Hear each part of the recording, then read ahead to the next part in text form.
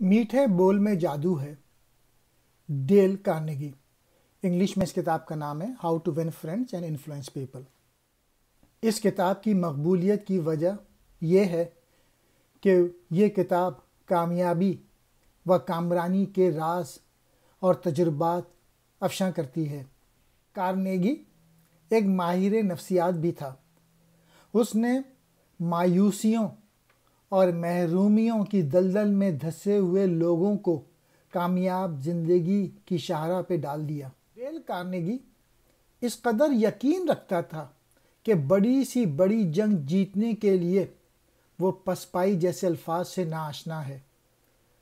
ہم زندگی کی جنگ میں ہارے ضرور ہیں، لیکن کسی محاذ پر پسپا نہیں ہوئے۔ ڈیل کارنیگی کا دعویٰ ہے کہ ہر فرد تقریر کر سکتا ہے، شرط یہ ہے کہ وہ دیوانہ نہ ہو۔ ہارورڈ یونیورسٹی کے پروفیسر ولیم جیمز کہا کرتے تھے کہ اوسط آدمی اپنے دماغ کی صلاحیتوں کے صرف 10% حصے کو کارفرمائی کا موقع دیتا ہے۔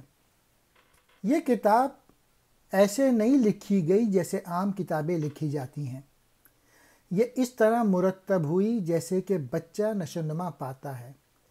یہ کتاب انسانی تجربے گاہ سے پیدا ہوئی اور پھیلی پھولی۔ ہارورڈ کے مشہور پروفیسر ولیم جیمز نے کہا تھا، جو کچھ ہمیں بن جانا چاہیے وہ کچھ بننے کے لیے ہم پوری طرح بیدار نہیں ہیں۔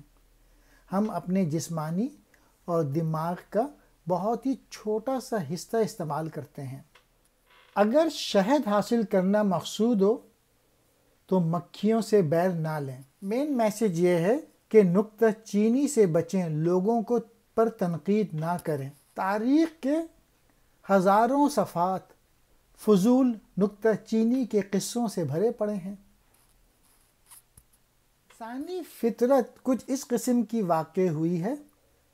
اپنی غلطی کو پکڑنے کے بجائے دوسروں پہ الزام دیتے ہیں ہم لوگ۔ ابراہم لنکن نے کبھی کسی کو توہین آمیز خط نہ لکھا، نہ کبھی کسی کا مذاق اڑایا اور نہ ہی کسی شخص پہ نکتہ چینی کی۔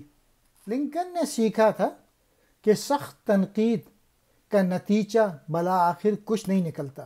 کیا آپ کسی شخص کو پلٹنا چاہتے ہیں یا اس کی عادات کو چھڑوانا چاہتے ہیں یا اس کی اصلاح کرانا چاہتے ہیں؟ ایسا ہے تو بڑی اچھی بات ہے، میں بھی اس کے حق میں ہوں، لیکن اس کا تجربہ اپنی ذات سے کیوں نہ شروع کریں؟ کنفیوشس کہتے ہیں کہ جب تمہاری اپنی دہلیز غلیظ ہے تو اپنے ہمسائے کے متعلق یہ شکایت نہ کرو۔ نکتہ چینی نہایت خطرناک شعلہ ہے، ایسا شعلہ جو غرور کے بارود خانے میں دھماکہ پیدا کرتا ہے، ایسا دھماکہ جو کہ موت کے منہ میں دھکیل دیتا ہے۔ ہر بیوقوف آدمی نکتہ چینی، مذمت اور شکایت کرنے کا اہل ہے، اور بہت سے بیوقوف ایسا ہی کرتے ہیں، لیکن جو سمجھدار لوگ ہوتے ہیں وہ عفو و درگزر سے کام لیتے ہیں۔ بڑا آدمی چھوٹوں سے برتاؤ کرتے وقت بھی اپنی بڑائی کا اظہار کرتا ہے۔ لوگوں کی مذمت کرنے سے پہلے، ان کو تنقید کرنے سے پہلے انہیں سمجھنے کی کوشش کرنی چاہیے کہ وہ جو کچھ کرتے ہیں کیوں کرتے ہیں۔ یہ بات نکتہ چینی کی بنسبت زیادہ مفید اور خوشگوار ہے، اور اس سے ہمدردی، بردباری اور شفقت پیدا ہوتی ہے۔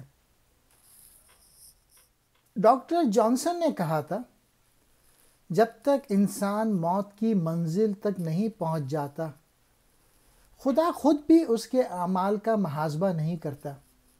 اس لیے آپ اور میں ایسا کیوں کریں؟